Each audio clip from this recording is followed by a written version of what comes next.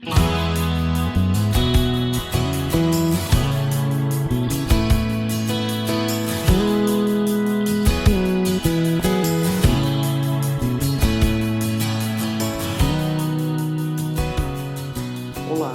esta é uma aula de Laboratório de Circuitos Elétricos 1. Nesta aula vamos estudar grandezas elétricas.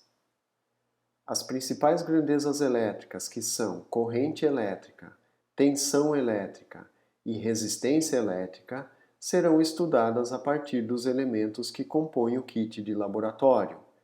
Assim, vamos utilizar a bateria, na qual está expressa a sua tensão elétrica. Iremos utilizar os resistores para estudarmos a resistência elétrica. A partir do multímetro, que possui diversas escalas, abordaremos as diferentes grandezas elétricas que podem ser medidas com o mesmo. E também vamos comentar rapidamente sobre capacitância elétrica a partir dos capacitores que compõem o kit de laboratório.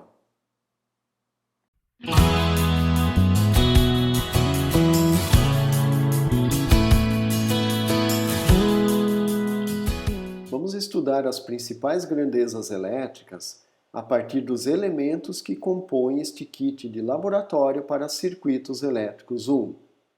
Iniciando pelas baterias, que são as fontes de alimentação dos nossos circuitos, estas baterias são fontes de tensão elétrica, por isso a grandeza elétrica associada às mesmas é a sua tensão nominal, expressa em volts, que é a unidade de medida de tensão.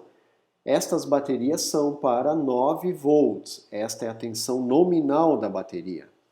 A sua corrente não está anotada no seu corpo. Em geral, este tipo de bateria é para uma corrente de 580 mAh. Isto significa dizer que esta bateria pode fornecer uma corrente elétrica de 580 mA durante 1 hora. Esta é a vida útil da bateria. Os fabricantes recomendam, de maneira geral, que a corrente consumida pelo circuito seja da ordem de 12 mA. Então, para uma bateria, nós temos a tensão elétrica em volts e a corrente elétrica em amperes ou miliamperes.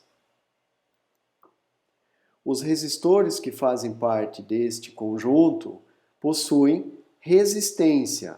Então, a resistência elétrica é a grandeza principal de um resistor, é a sua característica principal. Este conjunto aqui é identificado tendo resistência de 220 ohms pelas faixas coloridas no corpo do resistor. A primeira faixa é vermelha, a segunda vermelha, a terceira marrom. Estas 3 faixas indicam a resistência. Isto nós vamos estudar em uma aula específica mais à frente. Então, a resistência elétrica deste componente é de 220 ohms. O ohm é a unidade de medida de resistência elétrica. Ele também possui tolerância, que significa que esta resistência pode ser acima ou abaixo do valor nominal. 220 ohms é a resistência nominal deste componente. Mas como a sua tolerância é de 5%, isto significa que, ao se medir a sua resistência, nós podemos encontrar um valor de 220 ohms mais 5% ou 220 ohms menos 5%. Qualquer valor dentro desta faixa é aceitável e estará correto.